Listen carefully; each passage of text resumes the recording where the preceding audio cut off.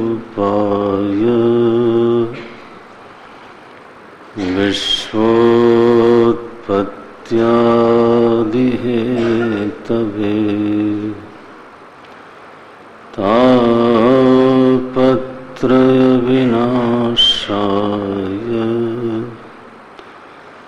श्रीकृष्णाय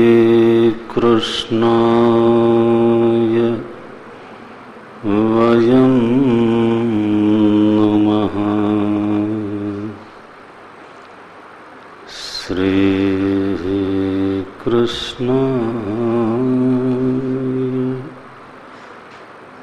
वयं नुमः।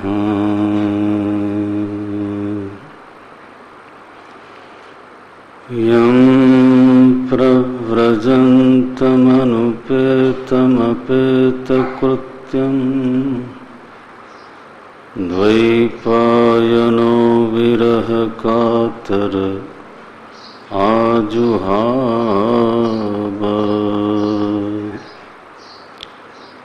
पुत्रेति तन्मयतया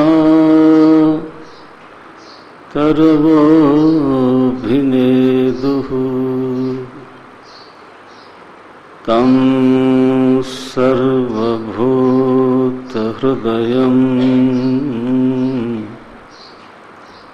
मुनिमानतोऽस्मि। तं सर्वभूतहृदयं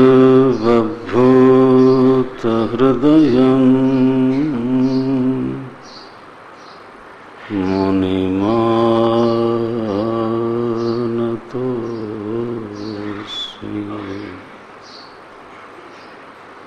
नारायणं नमस्कृत्य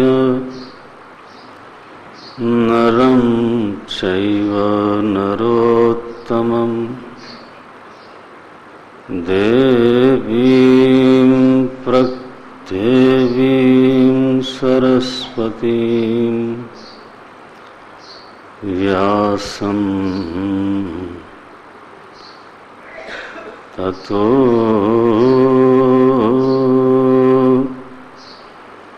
जयमुदीरये।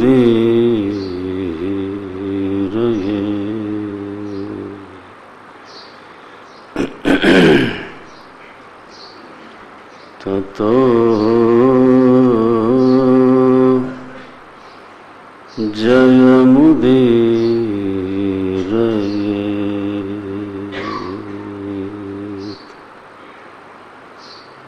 जय जय गोविंद जय हरि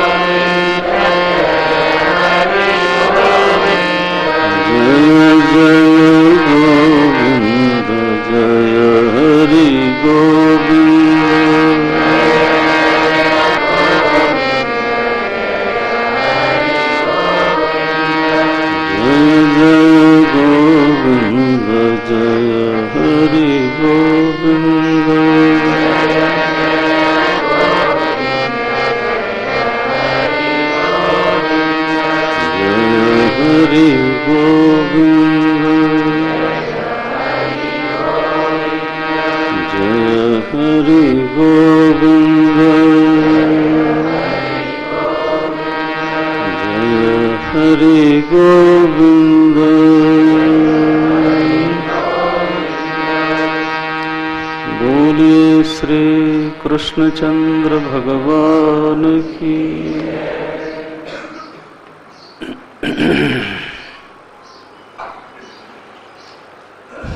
यमस्य देवस्य न दण्डभङ्गः कुतश्च नर्षे श्रुतपूर्वमासीत्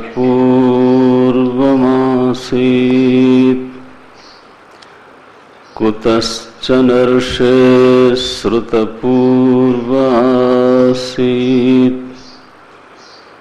एतन्मुने वृच्छति लोकसंशयम् न हि त्वदन्य इति मे विनिश्चितम् कति सन्तीह शास्तारो जीवलोकस्य वै प्रभो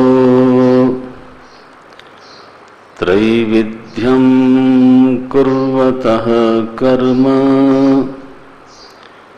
फलाभिव्यक्तिहेतवः यदि स्युर्बहवो लोके शास्तारो दण्डधारिणः कस्य स्यातां न वा कस्य मृत्युश्चामृतमेव वा।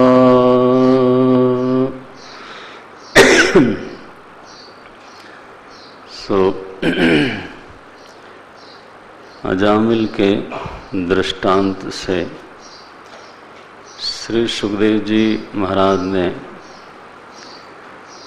महाराज परीक्षित के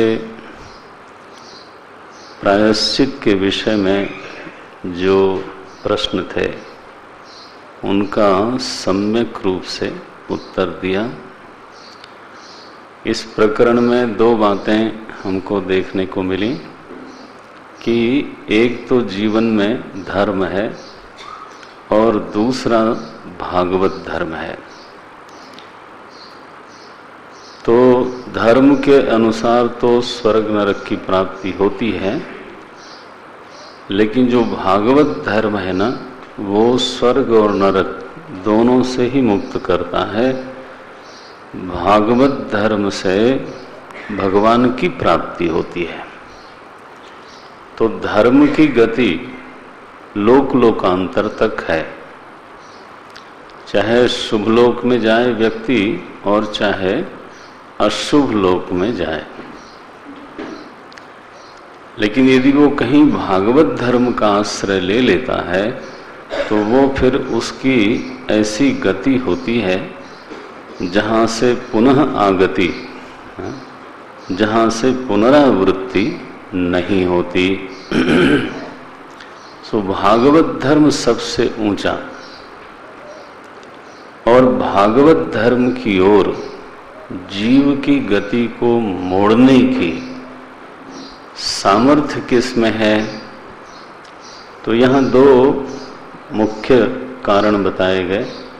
एक तो नाम की महिमा बहुत बताई गई और वो है,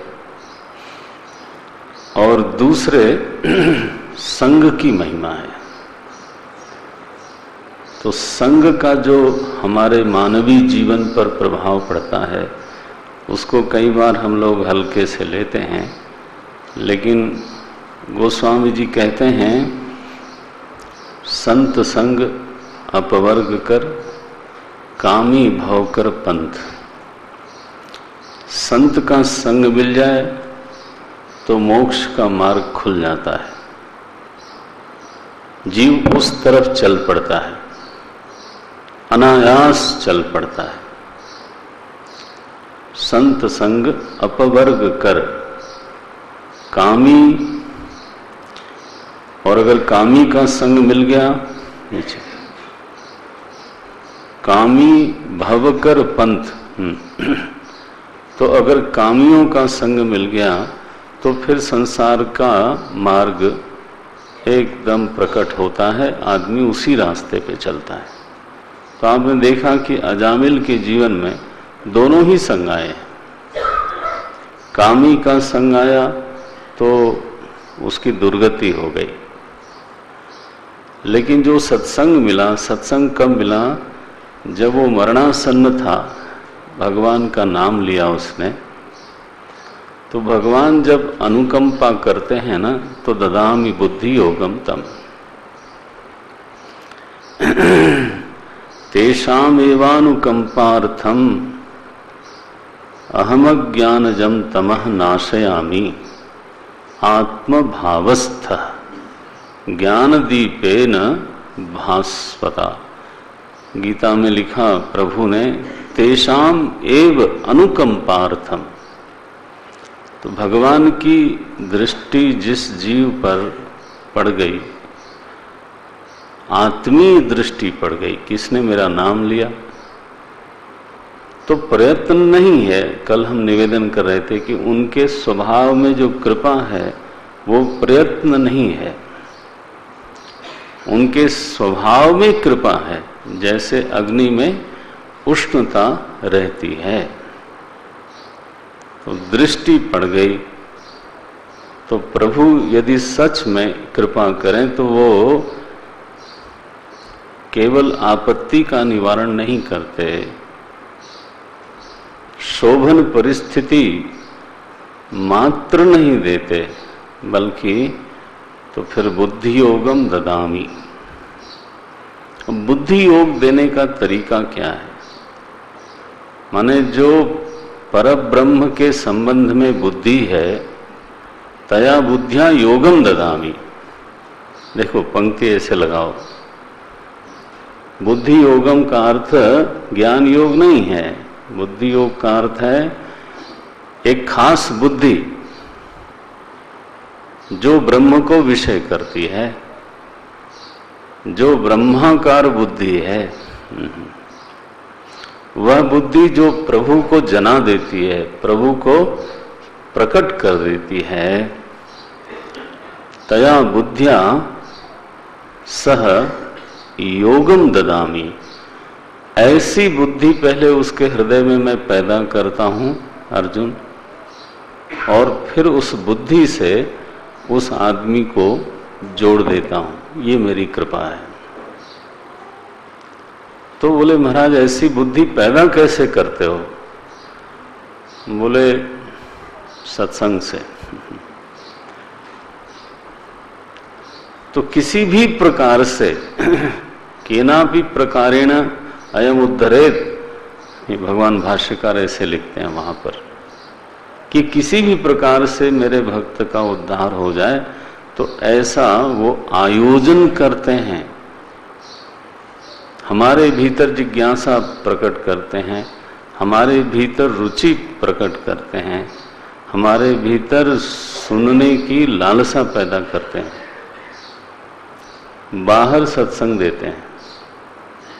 ये आयोजन उन्हीं का है, भीतर वाला भी और बाहर वाला भी। हम चाहें और सत्संग न मिले, और सत्संग मिले और हम न चाहें, ये बिल्कुल होता है, हो सकता है। कई बार गंगा तटवासी गंगा में नहाते नहीं ऐसा होता है। तो यह जो पूरा आयोजन है, और जब सत्संग में सद्गुरु समझाते हैं तो समझ में भी मेरी कृपा से आता है। समझने के लिए जो साधन चतुष्टय चाहिए ना, सद्गुण, वो भी मेरी कृपा से ही जीव प्राप्त करता है। यह गुण साधन ते नहीं होई, तुम्हारी कृपा पाव कोई कोई। पूरा ही आयोजन उन्हीं का है। बुद्धि योगम दधामि तेषाम सतत युक्तानाम भजताम प्रीति पूर्वकम। ऐसे जो मेरे भक्त हैं ना, तो उनके उद्धार के लिए मैं कुछ भी करता हूं। नारायण। तो यहाँ नाम लिया अजामिल ने और फिर उसको सत्संग दिया परमात्मा ने। माने यह जो यमदूत और विष्णुदूत के बीच में संवाद है, ये सत्संग है। देख लें, बंद करें। ये एक सत्संग है, एक धर्म की व्याख्या करता है और एक परमार्थ की व्याख्या करता है। एक धर्म की व्याख्या करता है और एक भागवत धर्म की, परम धर्म की व्याख्या करता है। और अजामिल का भाग्य ये है कि उसने इस सत्संग को सुना। तो बस ये जो दोनों तत्वों को उसने श्रवण किया और फिर उसके चित्त में बहुत पश्चाताप हुआ है, साधना की और सारूप्य मुक्ति उसको प्राप्त हुई।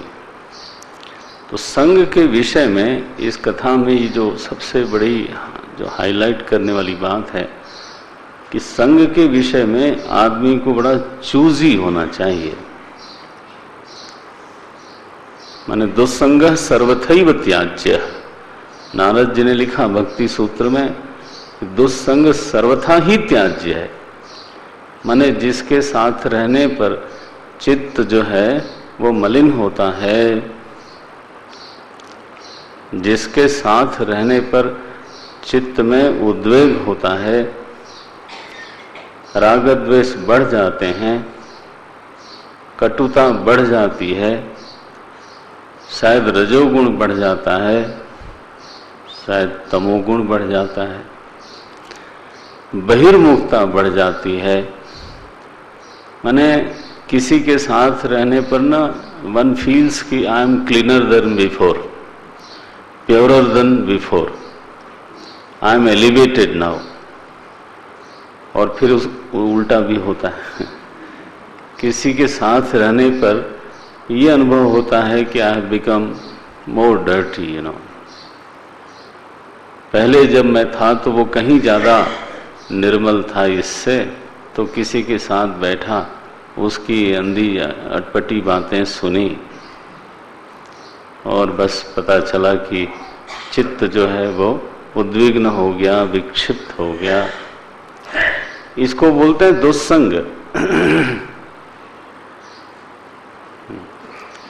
अंतर्मुखता कम हो गई, इसको बोलते हैं दुस्संग। दुस्संग सर्वथैव त्याज्य। बोले इसमें महाराज व्यवहार बिगड़ता है।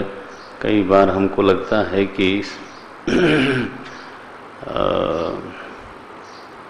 सबको लेके चलना चाहिए, ये सबको लेके चलना चाहिए, ये बहुत अच्छा है। व्यवहार सभी से करना पड़ता है, ये एक सच्चाई है। लेकिन सभी के साथ मित्रता करना चाहिए, ऐसा कब लिखा है? माने जिसके साथ हम आसानी से बैठते हैं और इनफॉर्मल होके बातचीत करते हैं, वो सभी के साथ करना है, ऐसा कब लिखा है? व्यवहार तो करना ही है। और कदाचित अगर चित्त सच में ही मलिन होता हो, नारायण, राम विमुख होता हो,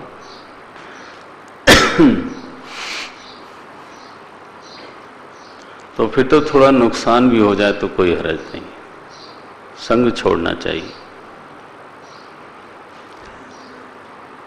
जाके प्रिय न राम वैदेही, तजिए ताही कोटि बैरी सम। क्योंकि सच में वो आपका दुश्मन है, बैरी सम नहीं है, बैरी ही है।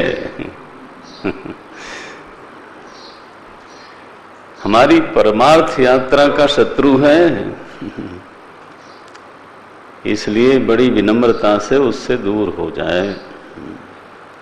तजिए ताहि कोटि बैरी सम, यद्यपि परम स्नेही।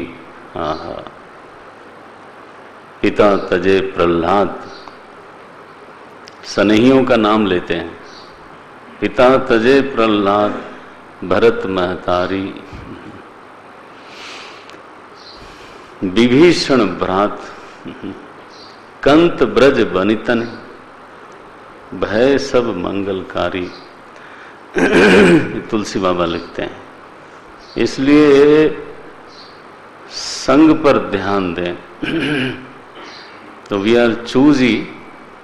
जब पानी पीना होता है तो बहुत सावधानी से पीते हैं, खाना खाना होता है तो बहुत सावधानी से करते हैं, लेकिन जब संग की बात आती है तो वी एक्सेप्ट एवरी, ये ठीक नहीं है।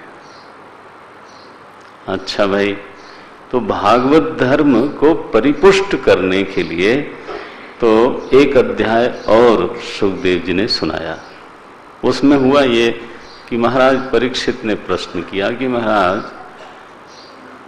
इस दुनिया में कितने शासक हैं?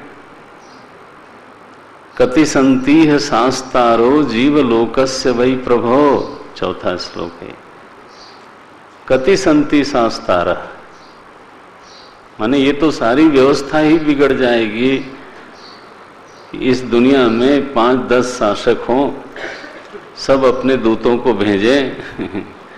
कोई कहे इसको नरक में ले जाओ, दूसरा कहे नहीं इसको स्वर्ग में ले जाओ। कोई कहे मैं पकड़ने आया हूं, दूसरा कोई कहे कि मैं छुड़ाने आया हूं। ऐसे तो कैसे काम चलेगा?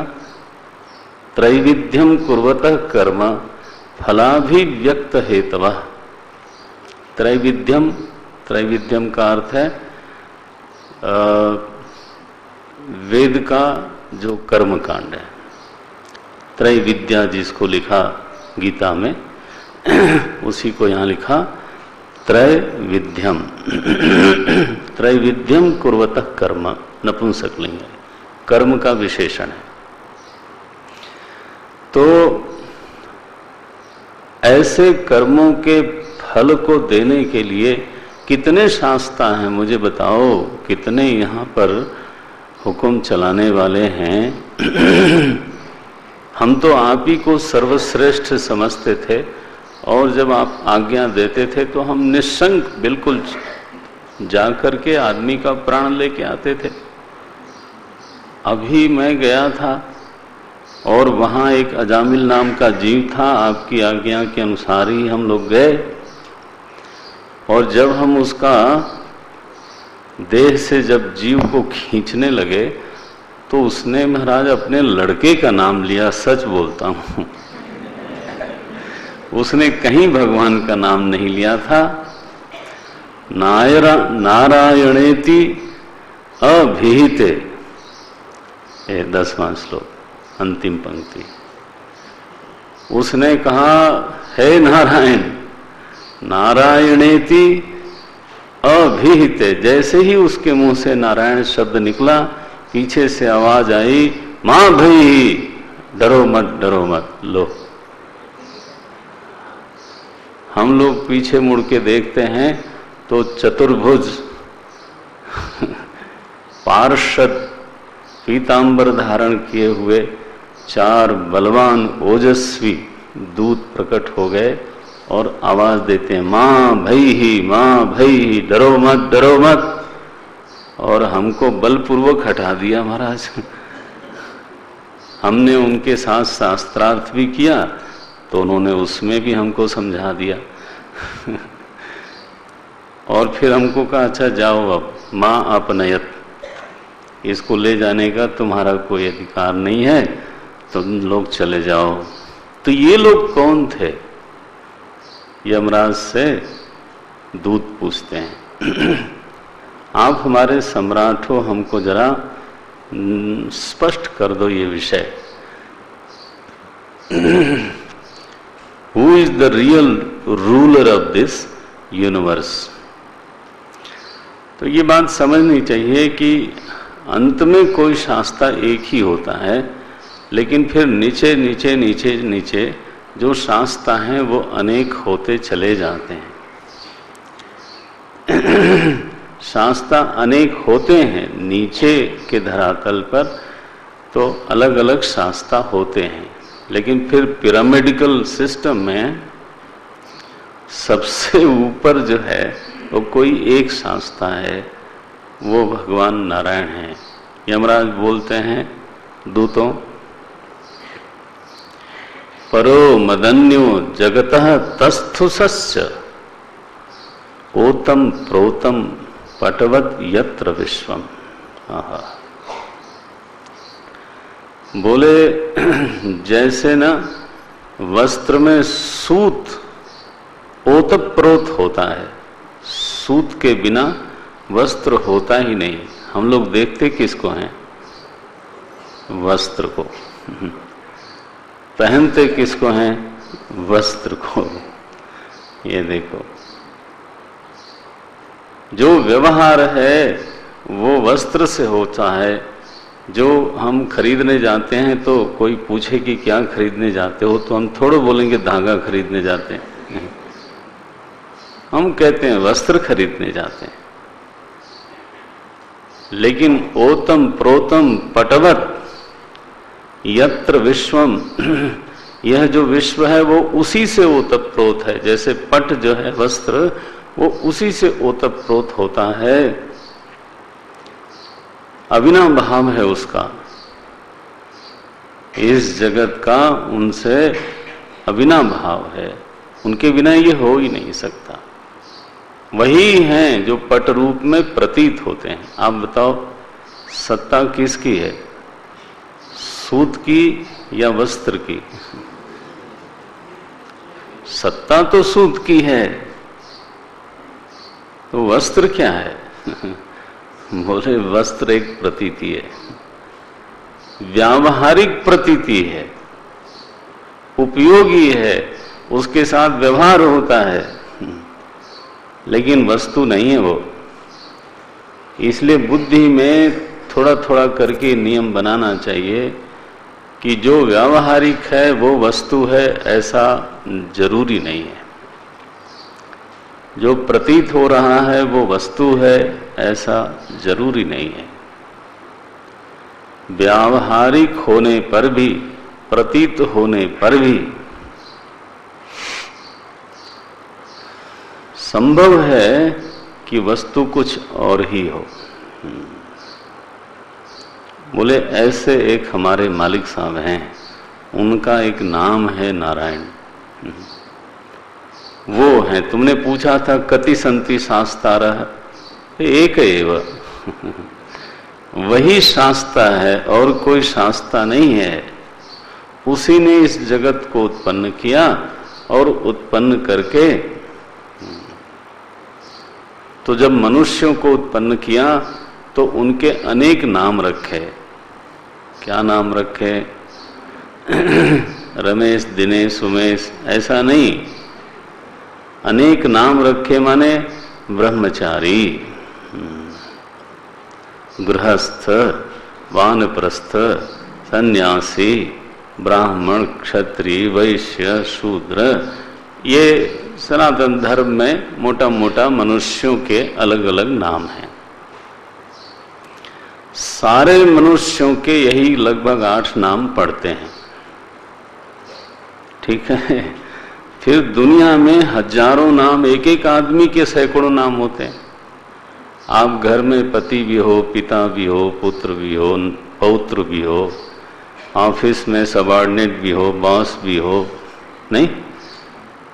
समाज में आपका एक नाम है, किसी क्लब के मेंबर हैं तो तीसरा नाम है, किसी ट्रस्ट के ट्रस्टी हैं तो चौथा। माने सैकड़ों नाम होते हैं आदमी के। तो उन नामों के अनुसार, ये तो खैर लौकिक नाम हुए, शास्त्रीय नाम यही 8 जो हमने निवेदन किया। ब्राह्मण, क्षत्रिय, वैश्य, शूद्र, उनमें से कहीं हम होंगे खड़े, और फिर ब्रह्मचारी होंगे या गृहस्थ होंगे या वानप्रस्थ होंगे या सन्यासी होंगे।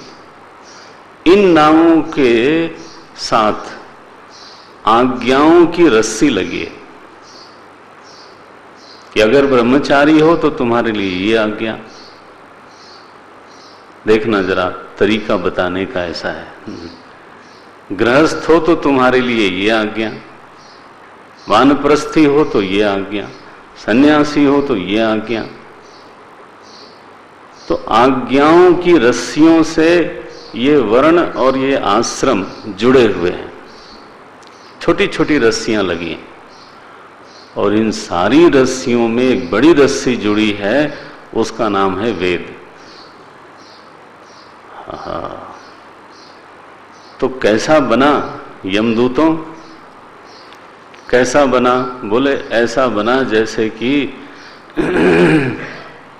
छोटी छोटी रस्सियों से कई बैलों को जोड़ दिया जाता है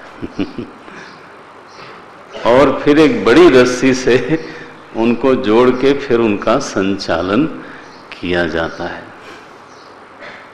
तो ऐसे ही मानव जाति को उनके वर्ण और आश्रम के अनुसार पहले छोटी छोटी आज्ञाओं से बांधते हैं और फिर वो आज्ञाएं असल में किससे आई हैं?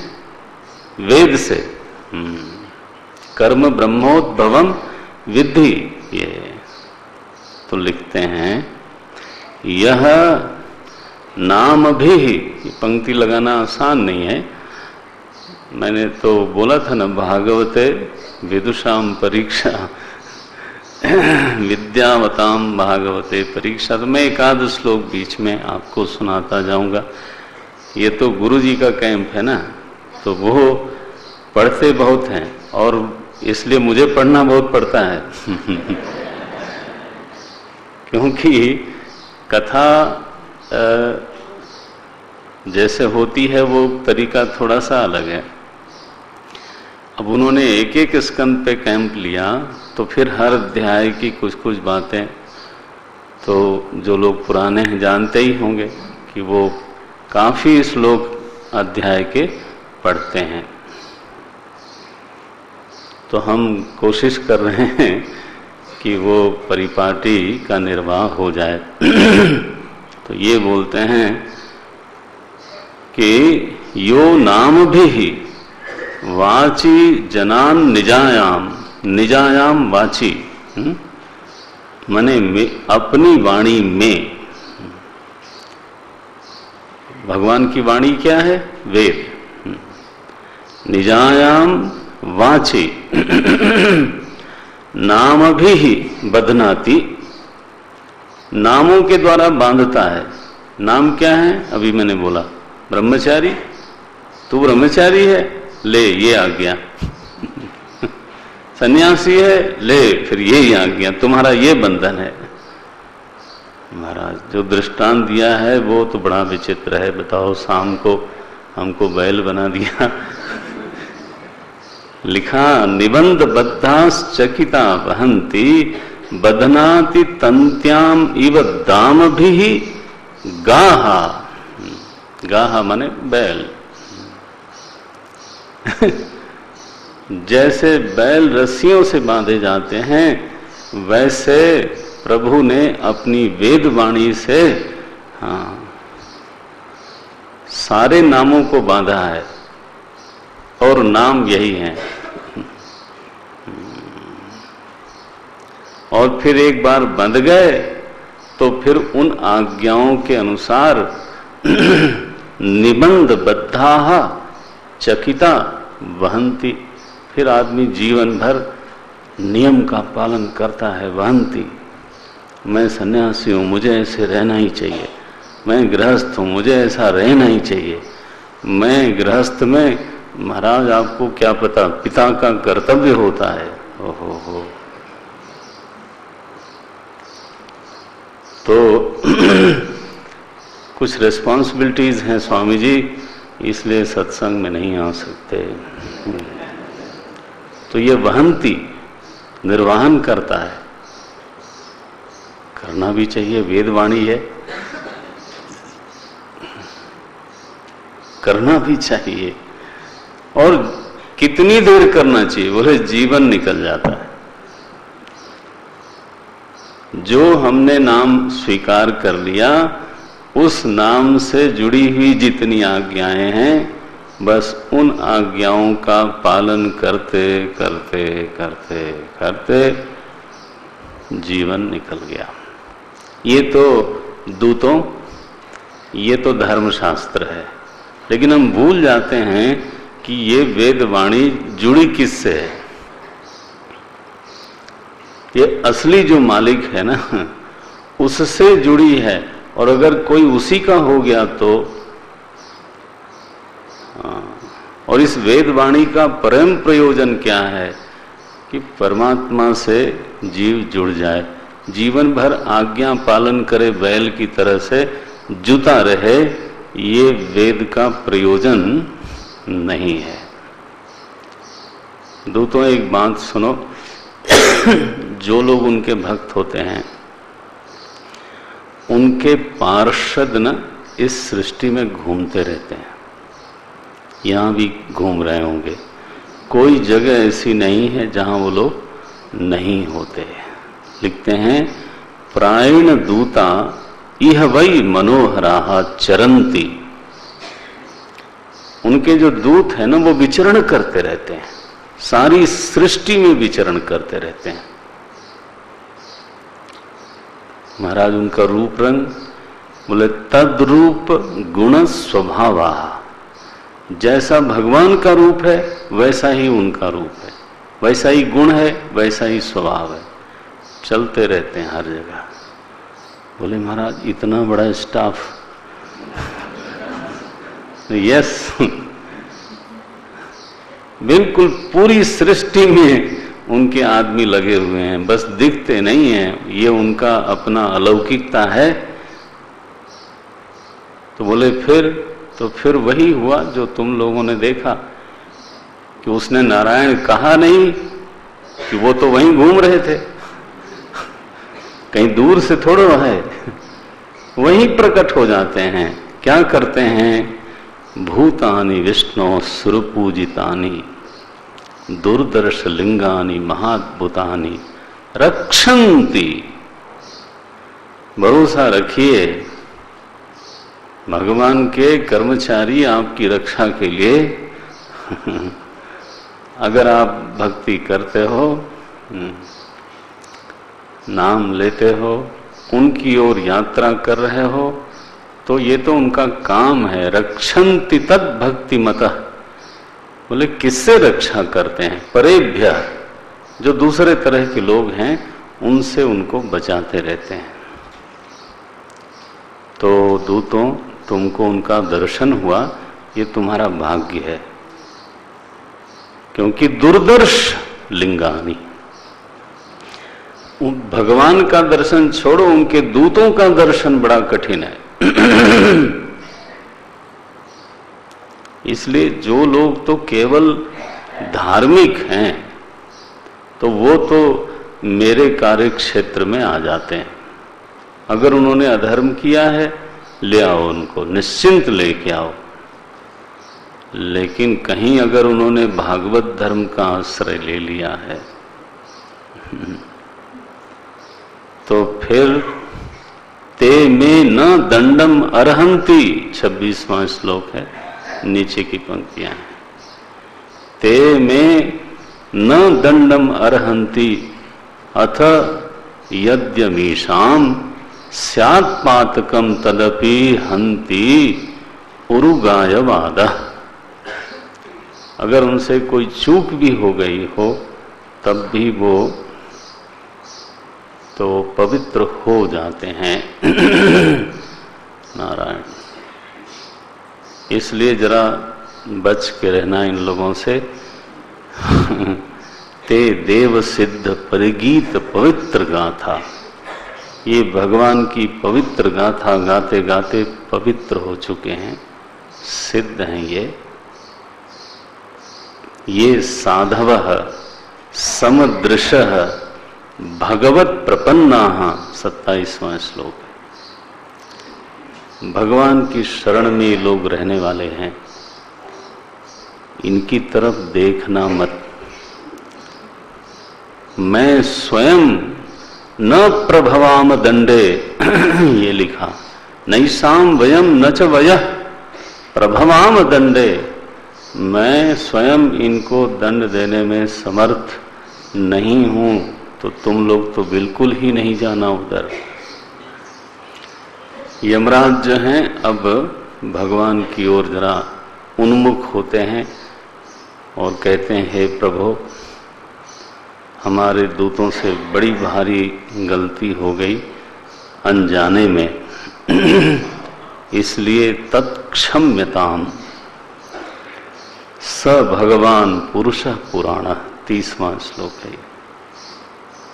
हे प्रभु, आप क्षमा करो हमको, क्योंकि स्वपुरुष ही जो हमारे दूत हैं, स्वपुरुष है माने हमारे जो सेवक हैं, लोग हैं, स्वानाम अहो नारायण स्वपुरुष ही यद असत्कृतम नः। ये हमारे सेवकों से गलती हुई है, असल में तो मेरा खुद का ही अपराध है, हमारा अपराध है ये नः।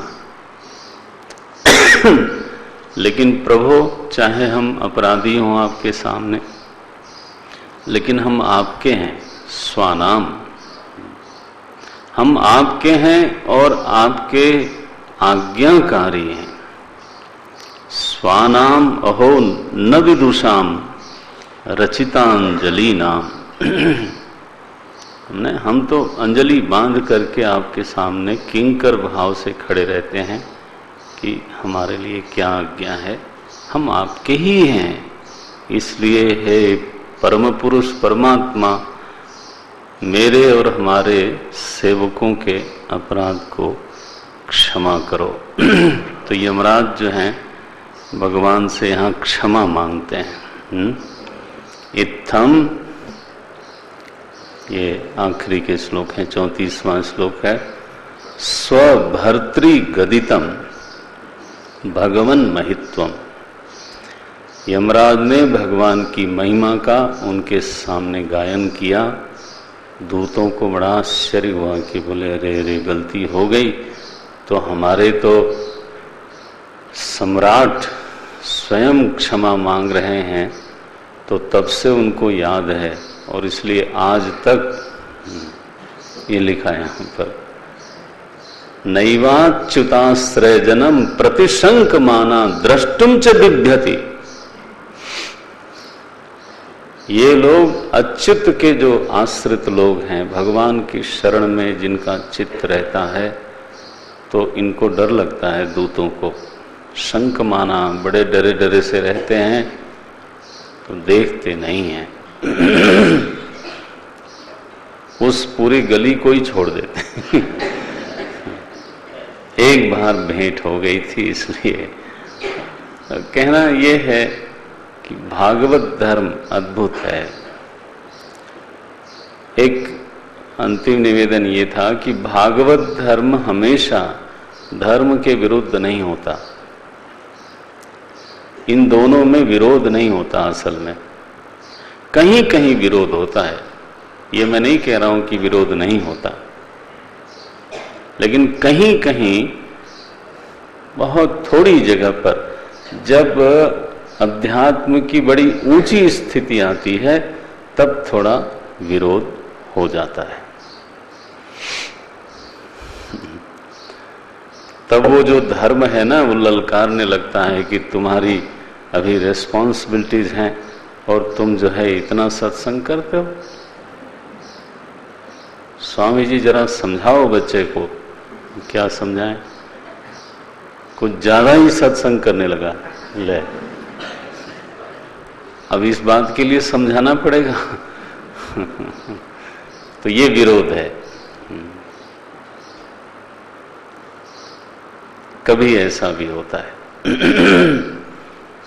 तो ये सब राम भजन के बाधक, कहीं संत तब पद अवराधक, ये बात होती है। कभी कभी किसी बड़ी ऊंचाई की स्थिति में आकर के जो धर्म शास्त्र है वो भागवत धर्म के आमने सामने आ जाता है, उसको रोकता है, कर्तव्यों की दुहाई दे करके रोकता है।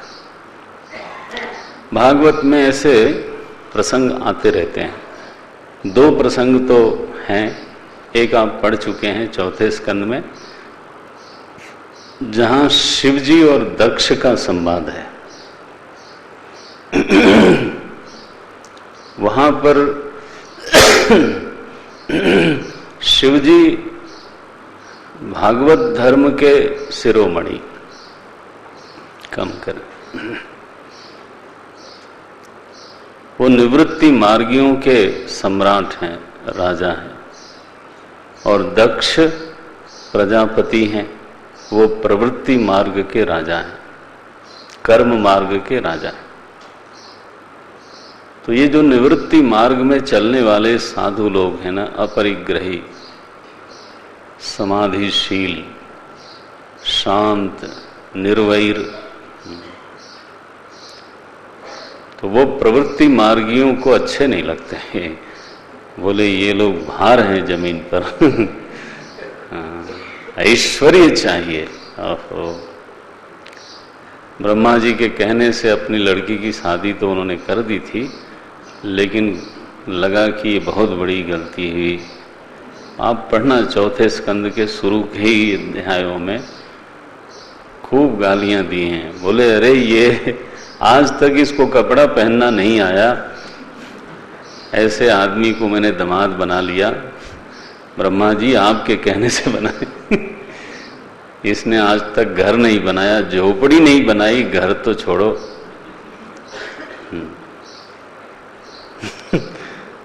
बहुत डांट लगाई। और महाराज हमारे मालिक साहब सुनते रहे, उसकी ओर देखते रहे, मुस्कुराते भी रहे। दोनों की महिमा अलग अलग है। तो वो तो मुस्कुरा रहे थे, लेकिन जो नंदी बाबा है ना, फिर वो तो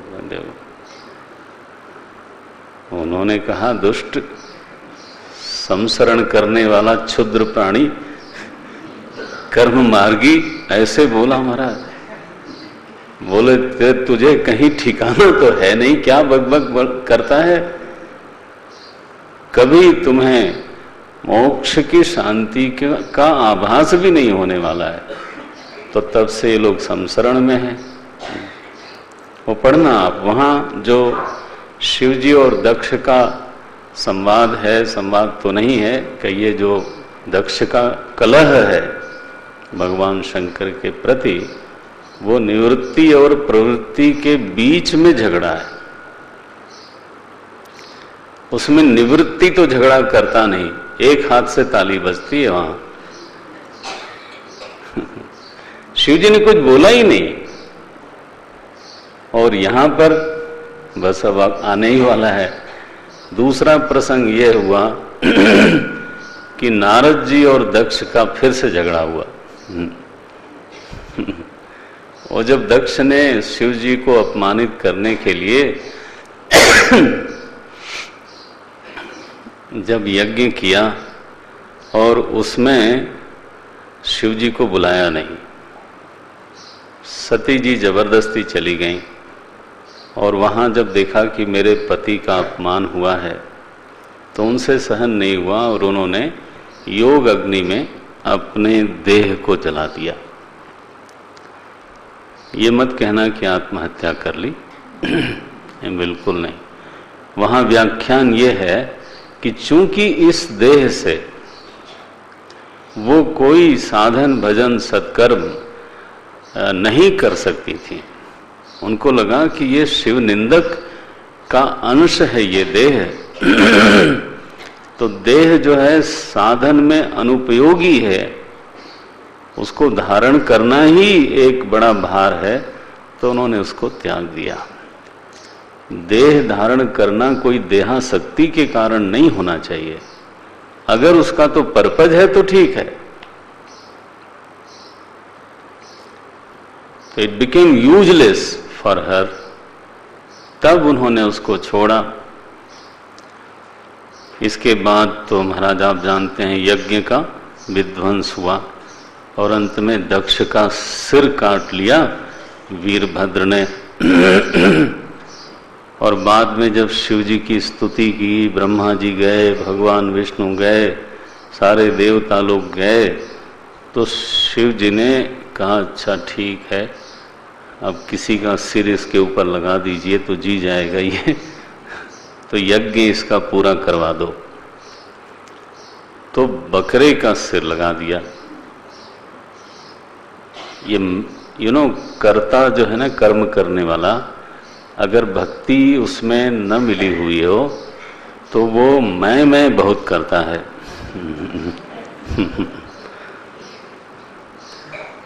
और मैं की जो स्वाभाविक जो मैं का स्वाभाविक उच्चारण है वो बकरे में होता रहता है, मैं करता है वो। तो उन्होंने कहा यही ठीक है, इसको ये आदमी का सिर लगा करके मैं बोलता रहता है तो he creates confusion in the society. तो ये जैसा है वैसा ही इसका सिर लगाओ। तो बिल्कुल महाराज ये लगा दिया बकरे का सिर। अब समस्या ये थी कि आदमी जनरली 10-20 बार तो जाके दर्पण देखता ही है, चाहे बाल कितने भी ठीक हो, एक बार तो निकलने के पहले, और कहीं न भी निकलना हो महाराज तो बाथरूम में गया, शीशा देखा तो जरूर कुछ न कुछ करके आएगा, कुछ न कुछ मैं भी कर डालता हूं, आपकी क्या करें। तो कुछ न कुछ तो जरूर कर, ऐसे छोड़ के नहीं आ सकता। मानो वो दर्पणस्थ मुख की पूजा है। नारायण। तो अब ये जो दक्ष है ना, जब ये दर्पण के सामने खड़ा होता था, इसको बड़ा बुरा लगता था कि अरे यार मैं प्रजापति, मेरे अधिकार में इतनी बड़ी चीजें और मेरा चेहरा ऐसा। खिद्यते ना, खिन्न होता था। बोले नहीं, अब नहीं चाहिए ये। भगवान की बड़ी आराधना की कि महाराज इस शरीर को छुड़ाओ, मुझे जो है ना कोई बढ़िया वाला शरीर दो। तो भगवान ने सुना उसकी। तो दक्ष का पुनर्जन्म हुआ। वो कैसे हुआ? तो चौथे स्कंद में कथा छोड़ी थी प्राचीन बरही की।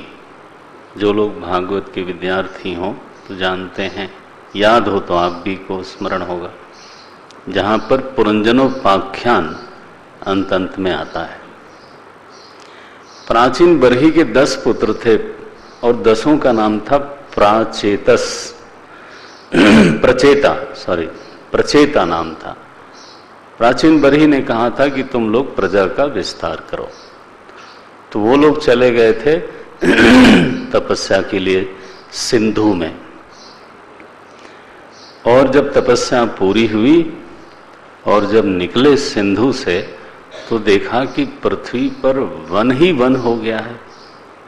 नगरों को ढक दिया है एक तरह से। बिल्कुल सारी पृथ्वी झाड़ झंखाड़ से, वन वनस्पति से, लता गुल्मों से बिल्कुल आच्छादित हो गई है। खेती के लिए जगह नहीं है, गांव बसाने के लिए जगह ही नहीं है। तो बड़े क्रुद्ध हुए लोग। इन्होंने सारे जंगल जलाने शुरू किए। वो इसलिए कि राजा हैं, नगर बसाया जाए। अब ये पर्यावरण बनाम विकास, ये झगड़ा हुआ। जब बहुत जलाया उन्होंने, तब वनस्पतियों के जो राजा हैं ना, चंद्रमा, वो प्रकट हुए। उन्होंने कहा भाई आप लोग धार्मिक हो, आपको समझना चाहिए कि ये जो वनस्पति है, आप तो क्या करना चाहते हो? प्रजा का विस्तार करना चाहते हो ना। तो प्रजा का विस्तार करोगे तो खाएगी क्या प्रजा? ये जो वृक्ष हैं, ये जो वनस्पति हैं, ये जो घास और तृण हैं, ये आपके प्रजा के लिए जीविका हैं, जीवन का आधार हैं। ये घास उन पशुओं के जीवन का आधार बनती हैं जो पशु फिर आपके जीवन का आधार बनते हैं। क्योंकि आपको गाय बैल घोड़े भैंस वो सब चाहिए, तो वो क्या खाएंगे? तो थोड़ा समझाते हैं। चंद्रमा माने चंद्रदेव प्रचेताओं को समझाते हैं। तो मान गए, प्रचेताओं को समझ में आ गया। उन्होंने ये भी कहा कि जैसे आपके पूर्वजों ने दोनों का संतुलन रखा है, आप उनके मार्ग का अनुसरण करिए, आप ऐसा मत करिए। तो ये प्रचेता लोग महाराज मान गए। तो चंद्रमा ने उनको, एक अप्सरा थी प्रमलोचा, उनका नाम था प्रमलोचा, तो उसकी एक कन्या थी जिसको वन देवी ने पाला था। तो बोले ये तुम्हारी पत्नी होगी। तो प्रचेता लोगों की वो पत्नी बनी और उनसे फिर जो पुत्र उत्पन्न हुआ उसका नाम पड़ा, याद रखना, प्राचेतस दक्ष। ये दक्ष का पुनर्जन्म है। ये 17वें श्लोक में आता है। तेभ्यः तस्याम समभवत् दक्षः प्राचेतसः किल। चतुर्थ अध्याय, चौथे अध्याय का ये 17वां श्लोक है। तेभ्यः बहुवचन है, माने ये प्रचेता चूंकि 10 थे इसलिए तेभ्यः तस्याम, तस्याम माने उस अप्सरा की लड़की में, तेभ्यः तस्याम समभवत् दक्षः प्राचेतसः किल। अब दक्ष का नाम क्या पड़ा? प्राचेतस दक्ष। यस्य प्रजा विसर्गेण लोका आपूरिताश्रयः। यही जो दक्ष हैं, अब इनको बिल्कुल देवतुल्य सुंदर रूप प्राप्त हुआ है। ये बड़े प्रजापति हैं और इन्हीं की प्रजा का फिर इस सृष्टि में विस्तार हुआ। स्तुति की है। ये 23वें श्लोक से उन्होंने स्तुति करी, बिल्कुल वेदांतिक स्तुति है। कभी इसको अलग से भी आपस में हम लोग पढ़ सकते हैं। यानी एक एक जो पद है ना, वो बिल्कुल वेदांत सम्मत है। नमः पहला पढ़ देते हैं। नमः पराया वितथानुभूतये गुणत्रयाभास निमित्त बंधवे अदृष्टधाम्ने गुणतत्त्वबुद्धिभिः निवृत्तमानाय दधे स्वयंभुवे। बोले आप प्रभु जीव के सखा हो, लेकिन जीव का दुर्भाग्य ये है कि वो आपको सखा रूप में जानता नहीं। न यस्य सख्यम पुरुषो वैति सख्युः सखा वसन संवसतः पुरेस्मिन् गुणो यथा गुणिनो व्यक्तदृष्टेः तस्मै महेशाय नमस्करोमि। ये लंबी स्तुति है और एक एक श्लोक जो है बस तो परमात्म तत्व को प्रकाशित करने में समर्थ है। बोलते हैं यथा गुणः गुणिनः, तो व्यक्त दृष्टे है। जैसे गुण जो है ना, गुण कहते हैं विषय को, जैसे विषय अपने विषयी को प्रकाशित नहीं कर पाता, माने जैसे आप लोगों ने पढ़ा, जैसे दृश्य अपने दृष्टा को प्रकाशित नहीं कर पाता, वैसे ही ये जीव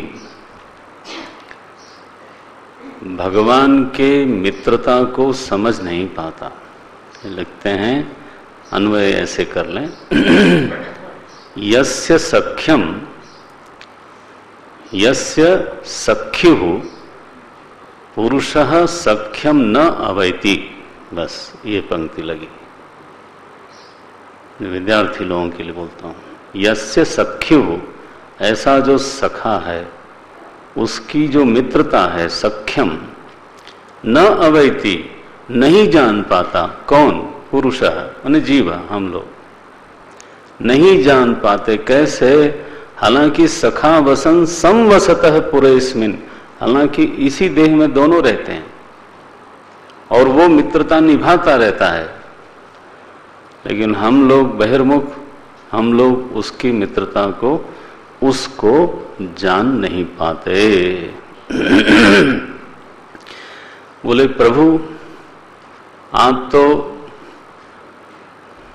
तृप्त हो, आनंद घन हो, लेकिन सबके हृदय में निवास करते हो, तो लोगों की कामना के अनुसार और प्रार्थना के अनुसार आपकी उपलब्धि, आपकी प्रतीति होती रहती है।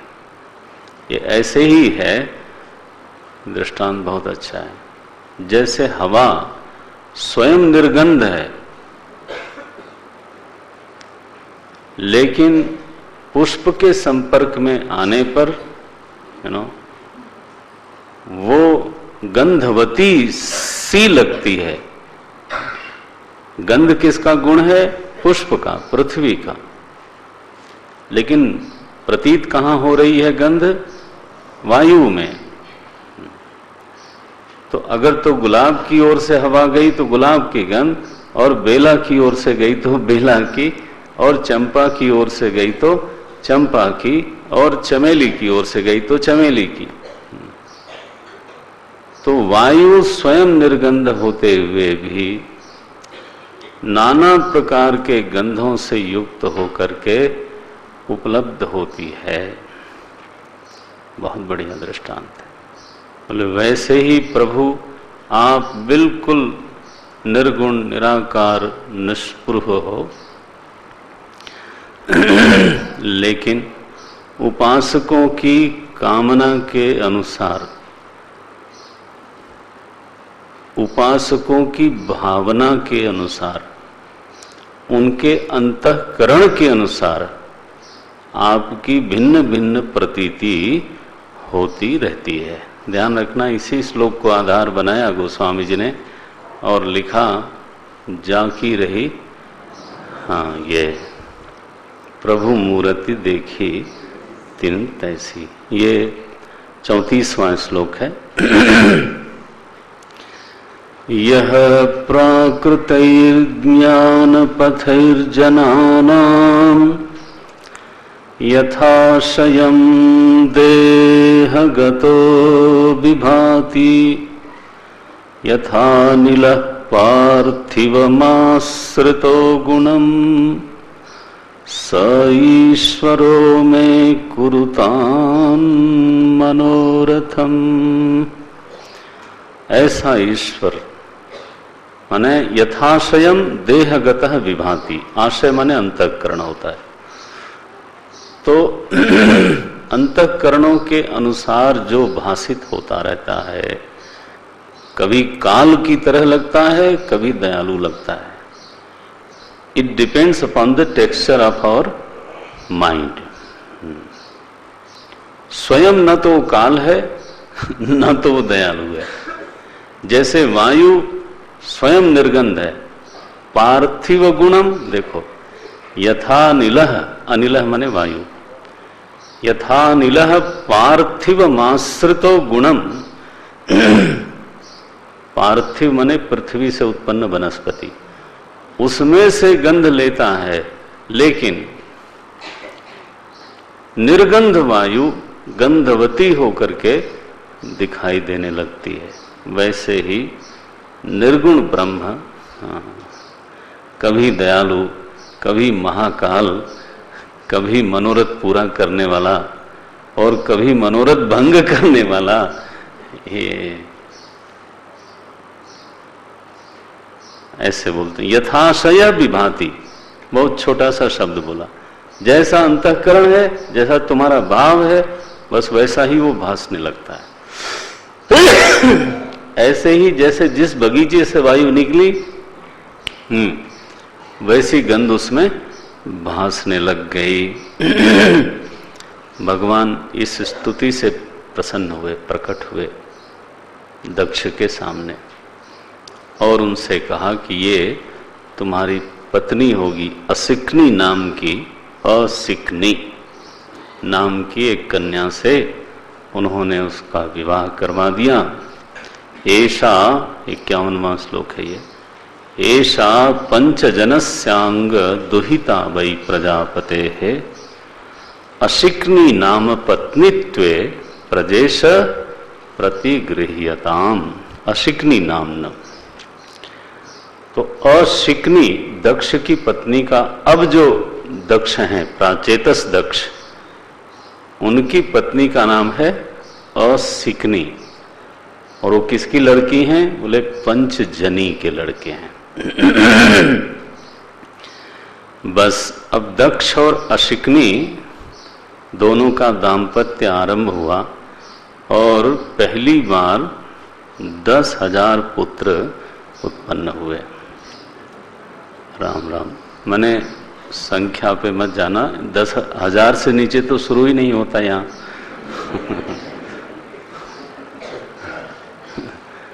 तो उस समय देखो काल अलग था, आज अलग है।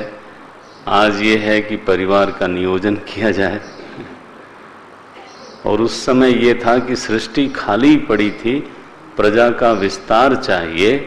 तो आज जैसे प्रजा को रोकने के उपाय निकल आए, है ना, वैसे ही उस समय की मांग ऐसी रही होगी, तो प्रजा विस्तार के उपाय भी निकल, वो तो समय की मांग जैसी है। तो जो शास्त्र में बातें आती हैं उनको श्रुतिमतः तर्कोनुसंधीयता, उनके अनुकूल विचार करना चाहिए। उस समय विस्तार काल था, संकोच काल नहीं था। तो संकोच काल में देख लो आप, संकोच काल में संकोच की तरह तरह की विधियां निकल आई, जो आज से 50-60 साल पहले हैं किसी को मालूम भी नहीं थी। तो ये तो समय की जैसी मांग होती है, उस प्रकार का ज्ञान विज्ञान प्रकट भी होता है। ये भी प्रभु की अपनी महिमा है। इसमें कोई आश्चर्य करने वाली बात नहीं होनी चाहिए, यथावत प्रमाण रूप से स्वीकार करो। तो 10,000 पुत्र हुए। ये महाराज इतने जन्म से ही निर्मल अंतःकरण के लोग थे। ये 10,000 पुत्रों का एक ही नाम रखा, नाम था हर्यस्व। इनसे कहा प्रजा दक्ष ने, प्रजा का विस्तार करो। ये लोग महाराज मेरे ख्याल से कराची गए होंगे, हाँ ऐसा लगता है, क्योंकि ये लोग सिंधु नदी और समुद्र के संगम पर गए। तो सिंधु नदी तो समुद्र में वहीं मिलती है मेरे ख्याल से, तो वहां कोई तीर्थ है, उस संगम पर जो तीर्थ बनता है उस तीर्थ का नाम है नारायण सर। पुराण में नाम है नारायण सर। तो ये सारे के सारे 10,000 जो हर्यस्व पुत्र हैं, ये सब के सब तत्र नारायण सरस्तीर्थम सिंधु समुद्रयोः, तीसरा श्लोक है, संगमो यत्र। तो नारायण सर के तीर्थ पर ये 10,000 पुत्र लोग पहुंच गए। वहां जैसे ही उसमें स्नान किया तो तीर्थ का ही इतना फल है कि सबके अंतःकरण शुद्ध हो गए। और फिर जब उन्होंने साधना बढ़ाई अपनी, तो अब उनका मन सच में तो प्रवृत्ति की ओर था ही नहीं। वो चाहते थे मुक्ति,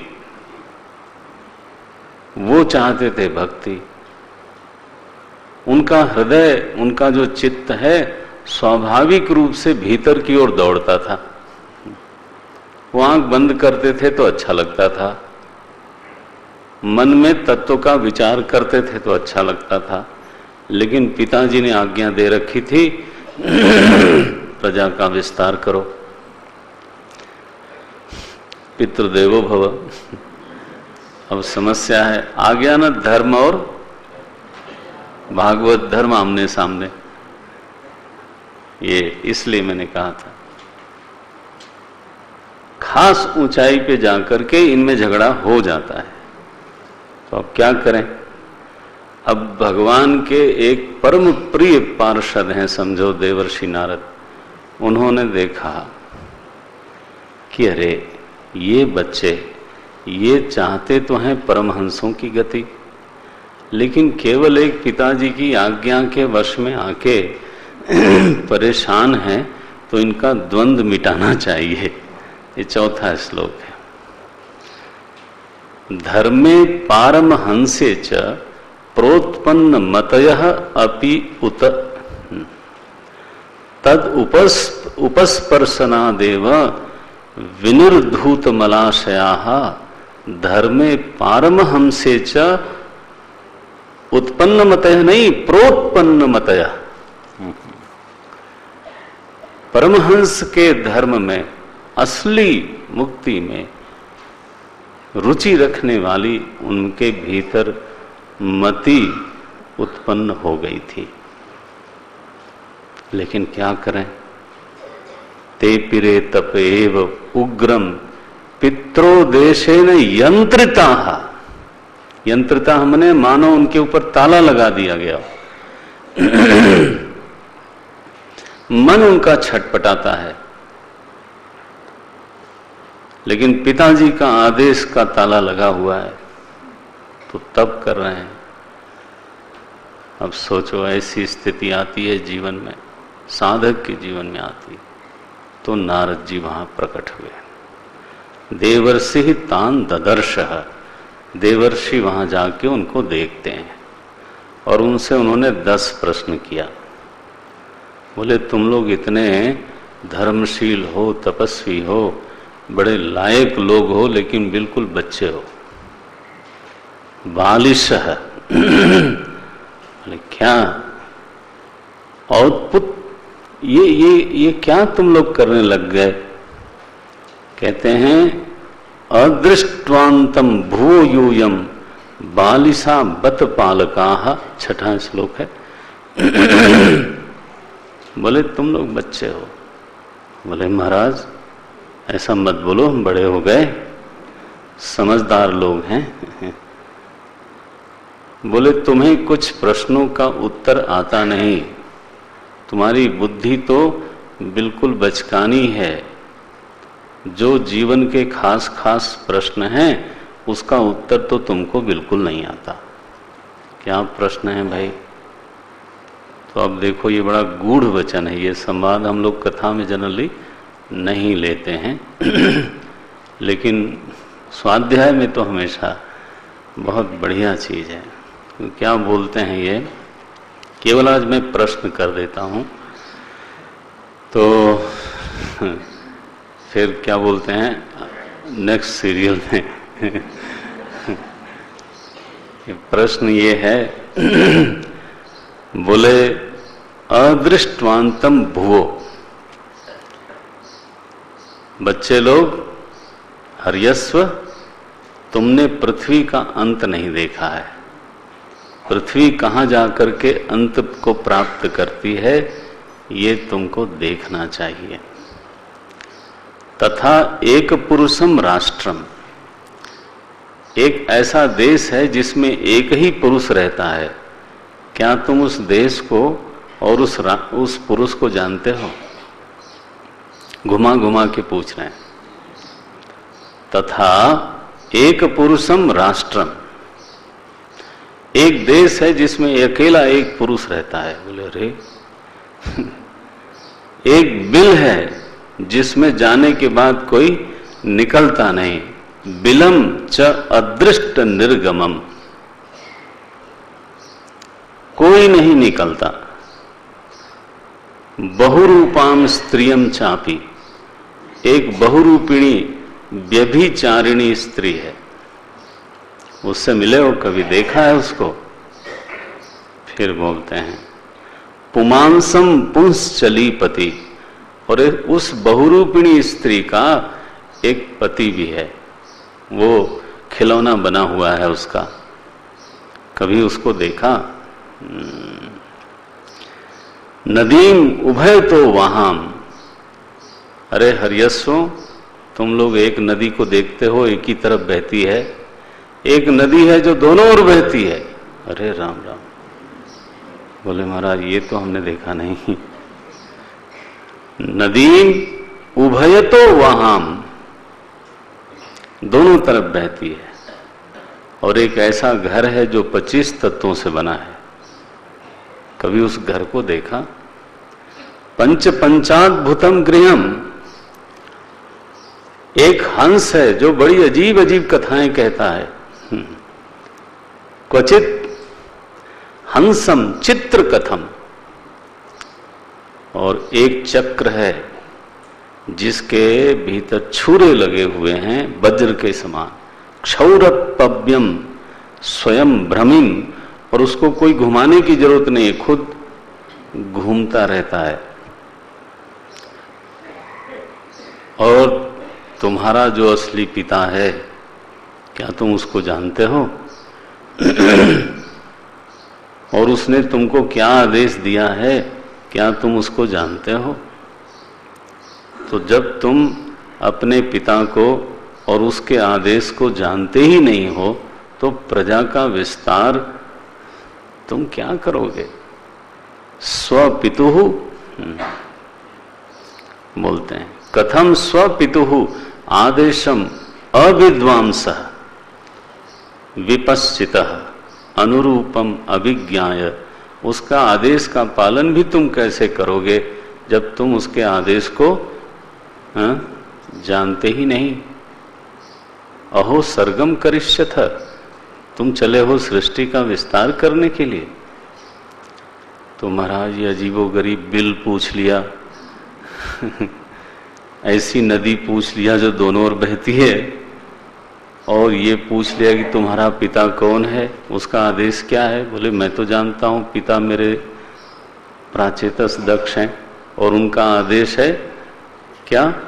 प्रजा का विस्तार करना। बोले वो तो देह के पिता हैं, लेकिन जो तुम में द्विजता आई है, द्विजत तो आया है ना? मनुष्य को द्विज बनाने वाला जो पिता है वो शास्त्र है महाराज। हाँ, इसीलिए उसको द्विज कहते, द्विवारम जायते। पहली बार तो माता पिता से उत्पन्न हुआ, लेकिन फिर जो सुसंस्कृत मनुष्य प्रकट होता है वो तो उसका पिता तो शास्त्र है। तो तुमने कभी उस पिता से भेंट की? माने शास्त्र को समझा? और क्या उस शास्त्र के आदेश को समझा कि वो क्या चाहता है तुमसे? तो ये बच्चे लोग ठिठक गए, निर्मल अंतःकरण के लोग हैं, आंखें बंद करी और नारद जी की वाणी के उत्तर को बिना बताए समझ गए। और उन्होंने क्या समझा वो तो हम कल देखेंगे, लेकिन फिर वो सब चल महाराज साधु बन गए। और फिर दक्ष ने 1000 पुत्रों को पैदा किया, तो नारद जी ने उनको भी साधु बना दिया।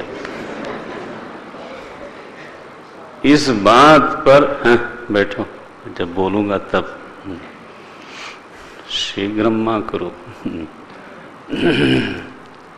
स्वमतया तो बोलते हैं। अब देखो भंग डाल दिया ना विचार में। तो जब दूसरी बार साधु बन गए ना, कितने 11,000 लड़के महाराज साधु बन गए। तो आप आचार्य लोग जरा डरे रहना, क्योंकि फिर गृहस्थ जो है शाप भी देते हैं। आप लोग यही सब करते रहते हो, जो नारद जी काम करते हैं वही आप भी करते हो, डायरेक्टली इनडायरेक्टली, थोड़ा थोड़ा। तो दक्ष प्रजापति ने इतना क्रोध किया, बोले नारद तू साधुओं के वेश में एक नंबर का पाखंडी, असाधु, दुष्ट। ओ असाधु साधु नाम 36वां श्लोक है ये। अरे असाधु, साधुओं की तरह रहते हो।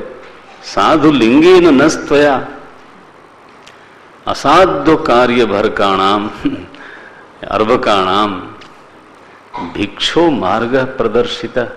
बताओ, उनका कैरियर चौपट कर दिया।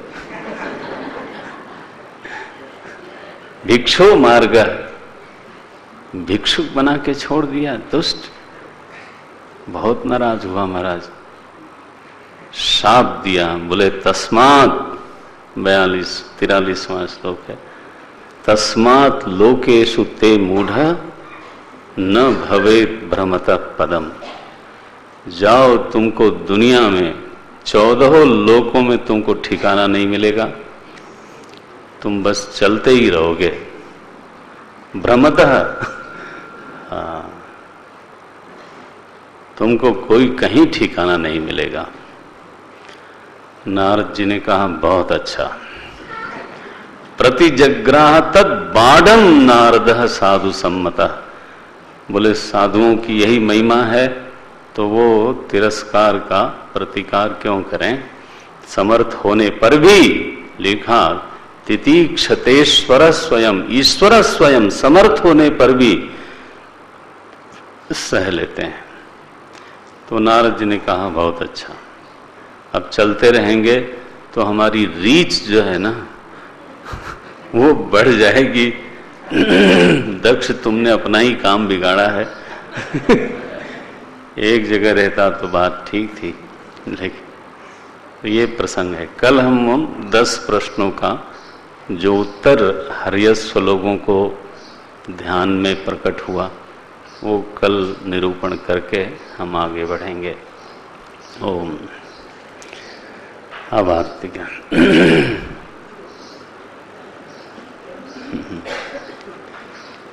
ओम नारायण नारायण।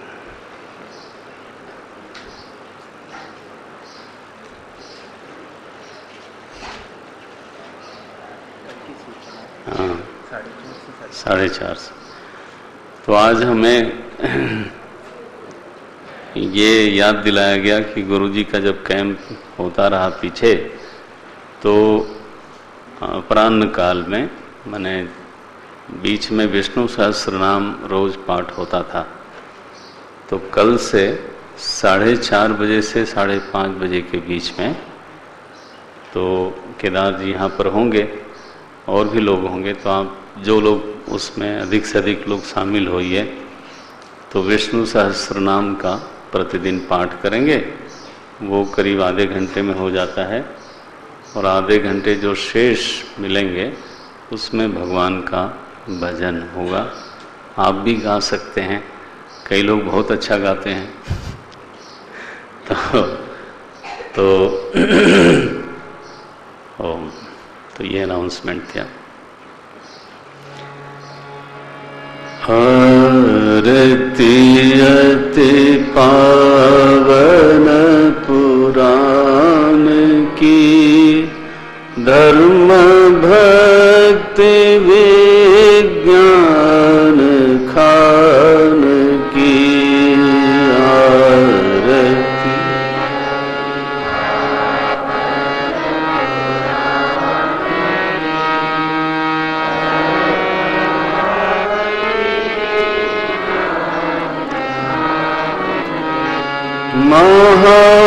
महापुराण भागवत निर्मल, सुखमुख विगलित निगम कल्प फल, परमानंद सुधा रसमय कल, लीलारति रस रस निधान की आरती अति पावन पुराण की।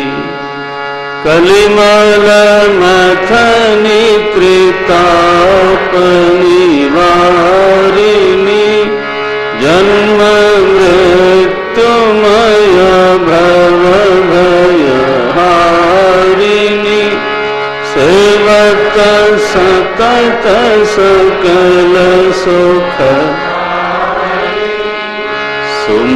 सुमौषधि हरिचरित गान की आरती अति पावन पुराण की विषय विलास विमोह विनाशिनी विमल विराग विवेक विकाशिनी भगवत तत्व रहस्य प्रकाशिनी परम ज्योति परमात्म ज्ञान की आरती अति पावन पुराण की परमहंस मुनि मन उल्लासिनी रसिक हृदय रस रास विलासिनी भक्ति मुक्ति रति प्रेम सुधा कथाय किंचन प्रिय सुजान की आरती अति पावन पुराण की आरती अति पावन धर्म भक्ति विज्ञान खान की धर्म भक्ति विज्ञान खान की बोलिए श्री कृष्णचंद्र भगवान की श्रीमद्भागवत भगवान की श्री सुखदेव जी महाराज की सद्गुरुनाथ महाराज की सब संतन की उमापति महादेव की जय जय श्री राधे।